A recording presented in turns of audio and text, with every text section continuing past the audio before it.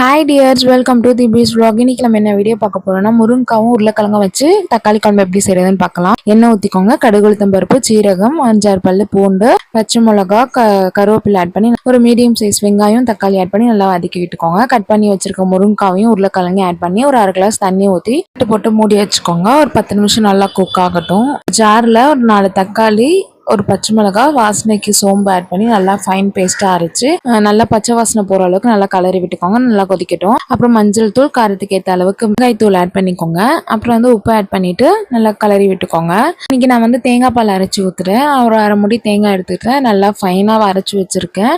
இதையும் ஆட் பண்ணிக்கலாம். ஆட் பண்ணிட்டு நல்லா ஒரு 2-3 மினிட்ஸ் நல்லா பாயில் ஆகட்டும். ரொம்ப கொதிக்க விடக்கூடாது. தேங்காய் பால் ஊற்றுறதுனால கொஞ்சமாக மிளகுத்தூள் போட்டு கொத்தமல்லி இலை போட்டு இறக்கிடலாம். அவ்வளோதான், தக்காளி குழம்பு ரெடி. நீங்களும் இந்த மாதிரி ட்ரை பண்ணி பாருங்க. நம்ம சேனல் இது வரைக்கும் சப்ஸ்கிரைப் பண்ணாதவங்க ப்ளீஸ் சப்ஸ்கிரைப் பண்ணுங்க. தேங்க்ஸ் ஃபார் வாட்சிங்.